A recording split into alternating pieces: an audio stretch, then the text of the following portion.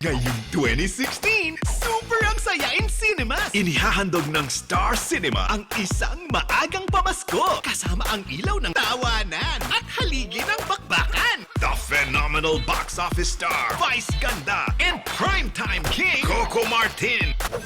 The Super Parental Guardians. Since day one na nag-shoot kami, excited na ako agad kasi bukod kay Coco na ngayon na ulit kami magsasama, may bago kaming mga kaharutan, kakulitan sa pelikula kasama namin si Onyok at si Aura. Sabi ko, panata ko na to na tuwing Pasko kailangan may regalo ako sa pamilyang Pilipino, lalong-lalo na sa mga bata. Last year, nagkasama kami sa Beauty and the Bestie. Nabitin kami dun eh. Kumbaga marami pa kaming pwedeng ipakita, marami pang mga kalokohan na nasa isip namin. Batuwal lang kami ng konsepto with the creatives ng Star Cinema. Magandang kwento, may magandang, alam mo yun, sobra kang matatawa at busog na busog yung mata mo sa action. Masaya po ako kasi first time ka lang po nag-movie ng ganito. Sobrang saya po kasi makakatrabaho ko yung sobrang idolo kong si Ate Vice Ganda. Tsaka, nandito na naman si Kuya Coco para gabayan kami ni Onyok. Yung characters ni Coco at saka ni Vice, ibang-iba. When they're together, ang happy lang na panoorin. Yung pinaka-concept niya, saka yung characters, nanggaling talaga kay kila Vice at Coco. Hanggang sa nagbigay si Alpha ng plot. And nag-evolve na siya kasi it's always a living script. Mas nagiging maganda yung material kasi nagdadagdag si Vice, nagdadagdag si Coco. Alil si Riako? Sara! Sinabi ko na kasi sa'yo, natigilan mo na yung kakagang na yan. Lahat tayo dito, mapapahamak. Hindi ka mapapahamak, ate. At lalong-lalo na yung mga pamaking yan. Di ba nagsumpaan tayo dati? Na magiging ninong at ninang tayo ng mga anak ng mga isa't isa. O basta Bax, pag may nangyari sa akin, ikaw nang bahala sa mga anak ko, ha? Ako si RC. May matalik kong kaibigan, siya si Sarah. Naginampanan ni Matet. May dalawa siyang anak, si Onyok at saka si Aura. Kung ano man ang mangyayari sa kanya, ako nang bahalang magtaguyod dun sa may iwan niyang pamilya na ayaw pumayag ni Coco. Isa akong lukulukong walang pangarap, ganyan. Ang alam lang, panay away, gulo. Pero nalaman ko na napag-iinitan na rin ako sa lugar namin at mait na rin ako sa mga pulis at sa mga kalaban kong gang. Napilitan ako sumama kay Vice doon sa bahay niya. Si Ernie po, makulit po, tapos masaya yung bata. Ako si Melvin Gaspar. Total, bakla ako. Pangalan ko Megan. Meganda. Wala akong tatay, iniwan kami. So, spoiled ako ng nanay ko. Spoiled kami ni Onyok, nandito pa ako. Narito ako para kunin ang mga bata. Ako ang mag-aalaga sa mga pamangking ko. Sino ba nagsabi ko kunin ang mga bata? Wala kayong karapatang kunin ang mga bata! Ako sa'yo, lumipat na kayo ng mga bata. Ako na nagsasabi, delikado dun.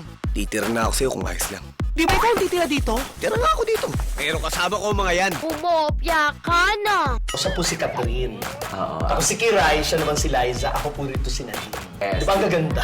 Kaibigan kami dito ni Vice. Yung character namin, tumutulong sa kanya dito sa pelikula. Sa isang eksena namin, ang dami namin gustong gawin, ang dami namin gustong sabihin kasi ang dami nilang naiisip. So parang talagang teamwork talaga to. Ang character ko dito si Marife. Ako ang boss ni RC, played by Vice. Meron akong facade, very charitable person, ganyan. Pero front lang lahat yon. Meron akong sikretong tinatago. My spaghetti has sauce made with fresh picked tomatoes. My spaghetti has glutathione and silimarin extract with ginkgo biloba E. Tungkol siya sa dalawang tao mula sa magkaibang background talaga na pinagsama, na force na pinagsama because of one common goal, and that is para maging parental guardians. Ang mission nila, paano sila makakabuo ng isang pamilya na modern family na silang dalawa lang para sa dalawang batang to.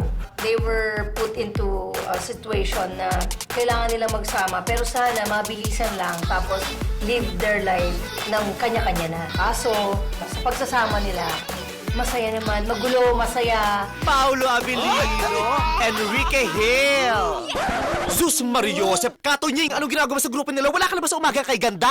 Si Binibining Joyce Bernal. Mini-mentor niya ako na ganito, ganyan siya, nagtuturo siya. Ang ganda agad ng samahan namin sa simula pa lang. Ang dali-dali niya ring ibinigay yung pagkakataon sa amin ni Coco na magpakilala kami sa kanya. Pagdating sa action, kami ni Tatay Bal ang Direct Joyce, kinelaborate talaga namin. Si Vice naman, siya naman nag-collaborate siya with Direct Joyce. Sila talaga yung nagbuo ng mga eksena namin pag comedy. Sobra ako nabilib sa dalawang bata. Lalo na si Aura, iba yung style niya, kaya niya sumabay kay Vice eh. Si Onyok, iba rin yung style na ibinibigay. Kumbaga parang yung, sabi ko nga, para kami nag-riot sa isang pelikula. Tinutulungan po nila ako sa pag-acting.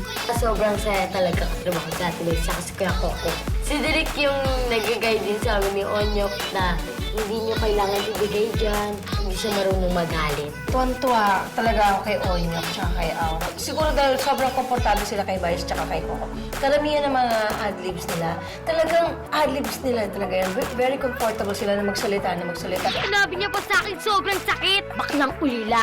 Sinabihan mo siya ng baklang ulikba. Ulila, hindi ulik ba? Mas masakit pa yung sinabi mo kaysa sinabi niya eh. Mas magpo-provide siya ng ibang perception on your own family. Kaya recommend ko rin yung film dun sa mga taong nag-aabang ng Vice plus Coco, tapos dinagdagan mo pa ng Direct Joyce Bernal. Siyempre, abangan nila mula umpisa hanggang huli. Promise, kwela, nakakatawa. Mas pinasaya, mas magulo, mas magiging pang-pamilya. It's a team up na talagang they should really watch out for. Sobrang saya nga po ng movie. Kailangan itong panoorin ng mga bata para malaman nila ang mga batang bakla ay di lahat tinataboy ng magulang. Yung iba tinatanggap. Makikita mo yung pagkatao mo dito sa bawat character kasi isa kaming watak-watak. May mga kanya-kanyang pinanggalingan hanggang sa nabuo kami na parang isang pamilya. Lahat tayo pwedeng maging magulang sa bawat isa. Dahil lahat tayo may pwedeng ituro at lahat tayo may kakahiyang magpalakas ng loob ng bawat isa at lahat tayo may kakahiyang magbigay ng pagmamahal sa bawat isa. Special na noodles meron naman mo. Kaya pala ang haba eh. Ano pang lilinisin mo? Yung mukha mo po kasi ito ang dumi oh.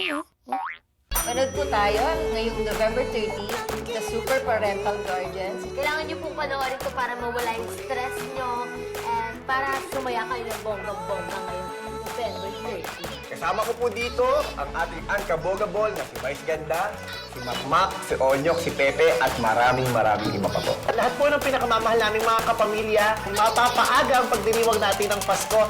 May handog po kami para sa inyo. Ito po ang bago naming pelikula, The Super Parental Guardians, directed by Binibining Joyce Bernal under Star Cinema. Ngayong Pasko, dapat masaya tayo. Kaya ngayong Pasko, dapat panoorin natin ang The Super Parental Guardians. The Super Parental Guardians sa direksyon ni Binibining Joyce Bernal.